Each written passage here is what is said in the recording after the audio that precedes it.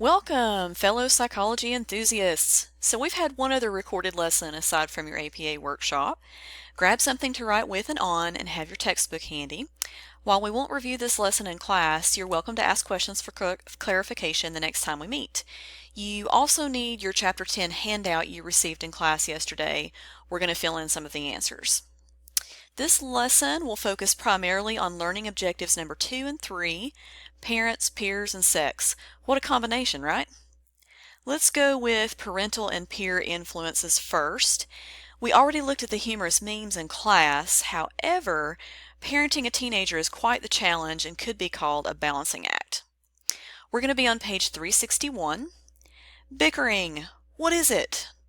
It's the petty arguing, better known as nagging. It's not fighting, and psychologists believe it to be an indicator of a healthy family. Let's face it, relationships always include conflict. Today's developmental psychologists tend to take the viewpoint that minor conflicts are a way for the adolescent to transition from being dependent to becoming autonomous. Flip over to pages 362 and 363. When it comes to the issue of rebellion, culture matters. Some psychologists believe that this is a part of westernized culture here in the U.S. and that not all countries experience it. Let's tie this back to the long-term effects of authoritarian parenting round about page 217. Remember this? Part of parenting includes monitoring. See page 363. Again, how does this relate back to the parenting styles we discussed in chapter 6?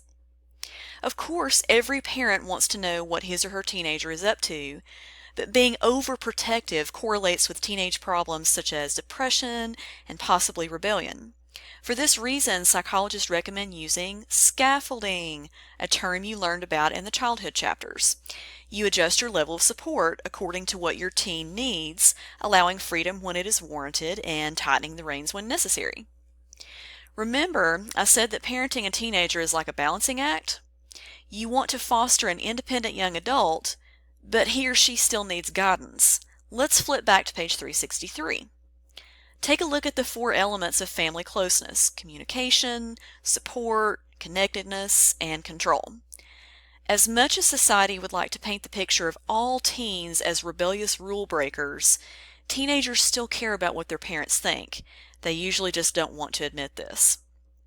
Before we move on, let's take a look at your Chapter 10 handout and fill in some answers. Number 1, if you want your adolescent to make a smooth transition into adulthood, what should you do? Hopefully, you landed on answer choice C. Think about why you chose the answer you did and write down your rationale on the handout. Number 2, the return of attachment styles. Remember, we said that the attachment style you have as an infant can follow you into adult life. What do we think about Talia, who's securely attached to her parents?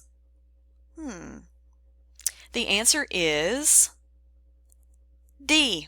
She will probably have better relationships all around because she has a secure attachment to her parents. Number 3, true or false?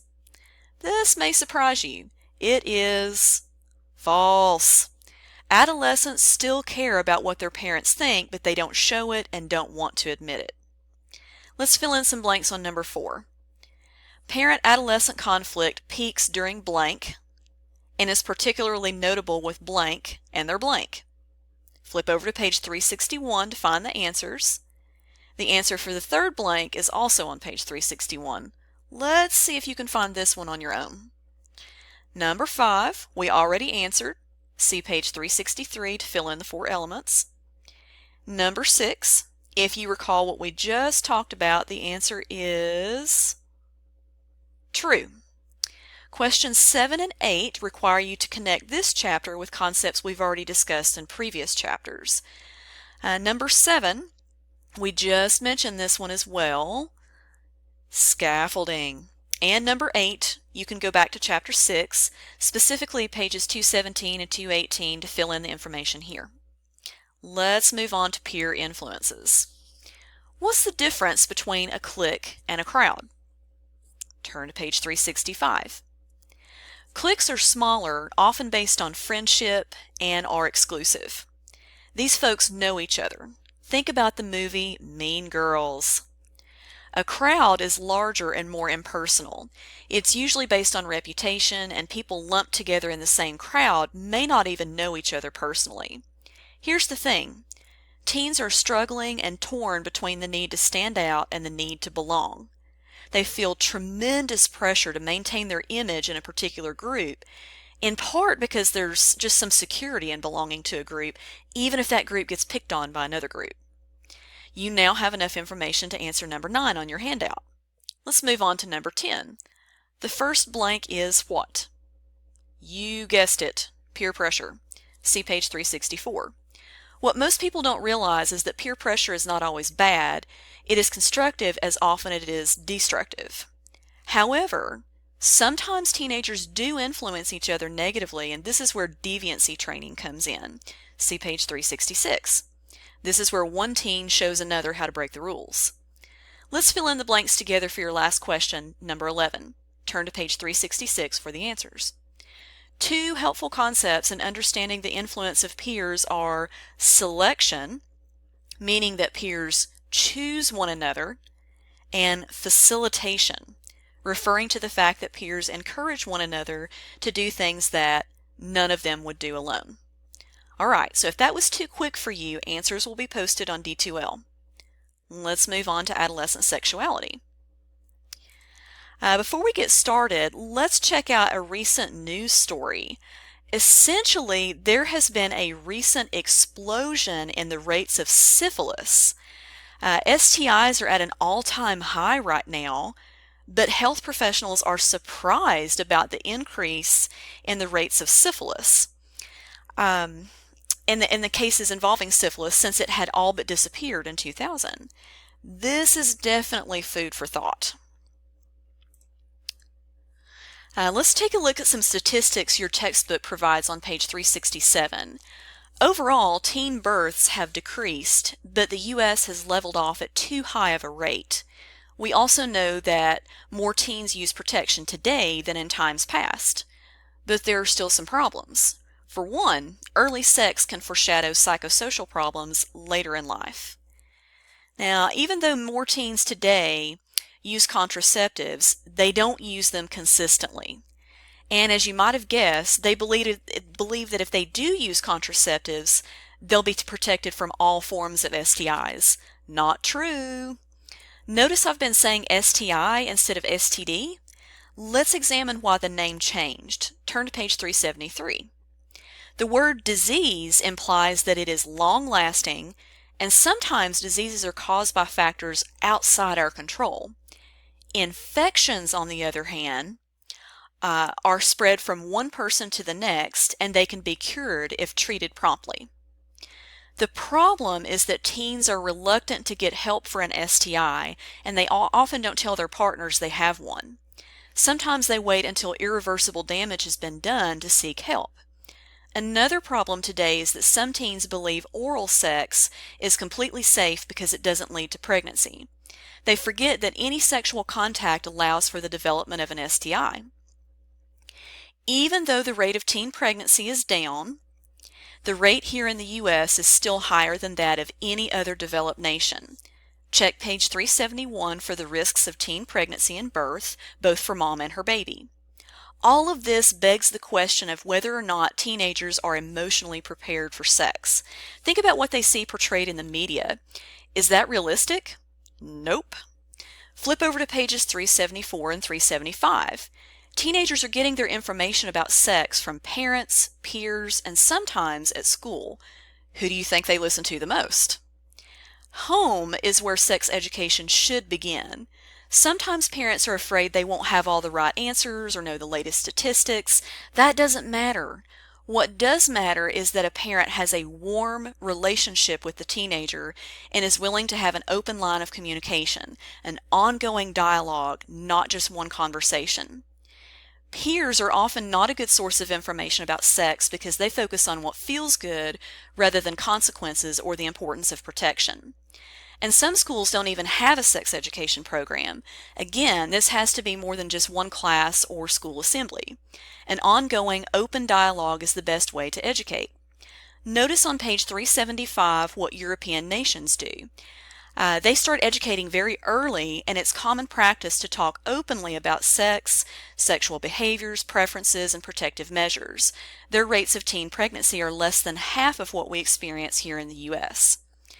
The heaviest topic in relation to sex is childhood sexual abuse. You can see the definition on page 371. Out of the forms of child maltreatment we talked about in a previous chapter, this form of abuse is much more difficult to overcome.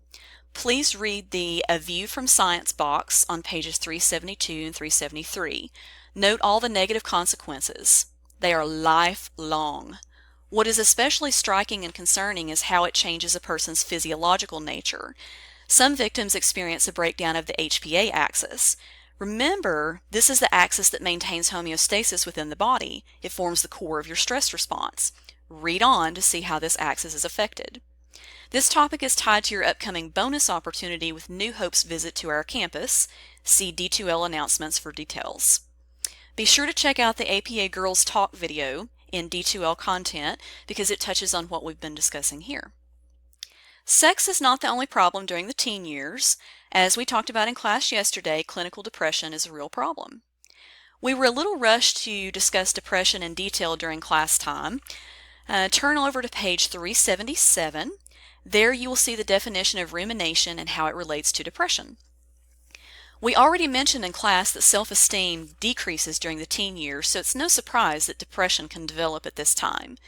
Society needs to remember that this is not a personal weakness or something that can just be overcome by sheer willpower. Would you walk up to someone who has cancer and tell them they could just get over it? No way. Then why do we do that to depressed folks? Depression is a serious medical condition that has serious consequences. It affects everything from mood to sleep habits to appetite, leads to fatigue, difficulty concentrating, and even unexplained physical pains such as headaches or back pain. Warning signs that a teen might be struggling with depression include changes in performance at school, anhedonia, increased conflict, a negative outlook, neglected appearance, and reckless behavior. The causes of depression take us back to Chapter 1, the nature-nurture controversy. There are biological differences, meaning those with depression have brain differences that we cannot yet explain. Some of it's based on an imbalance in neurotransmitters. Hormones are also at play. If you've ever heard that depression is inherited, that's true, as there is a genetic link. Nurture is also at play here with significant life events, early childhood trauma, insecure attachment styles, and learned patterns of negative thinking as potential contributing factors. When we ignore depression, we run the risk of seeing other problems crop up, such as anxiety, substance abuse, social isolation, and even suicide. A doctor will usually perform a physical exam to rule out other problems, followed by a psychological evaluation. This is where the DSM-5 comes into play for identifying symptoms. Remember what we said about treatment. While it's okay to use antidepressant medications, a teenager must be carefully and consistently monitored at all times due to the increased risk of suicidal thoughts. Cognitive behavioral therapy, or CBT, is the most recommended and commonly used form of therapy. It helps the teenager identify negative beliefs and behaviors, and the teen is taught how to replace these with healthy, positive ones. This therapy is based on the belief that your thoughts determine how you feel and behave. Remember cognitive theory from Chapter 1? This is that theory in action. We'll watch a video in class together about depression and how best to help. Additionally, we'll talk about some vocabulary words in relation to suicide. For now, let's conclude this lesson by answering your last Jeopardy item, QPR. What does this acronym remind you of? If you said CPR, you're correct, and the person who designed QPR training wanted it to be that way so that a person can easily remember the steps and help someone who is suicidal. This method is all about suicide prevention. The Q stands for question. You outright ask a person if he or she is feeling suicidal. This can be a difficult thing to do, but the question needs to be asked. If you've ever heard someone say that asking a person this question makes them suicidal, it's a myth. Ask. Oftentimes the person contemplating suicide is relieved that someone has finally noticed their struggle. If you don't feel comfortable asking, find someone who can.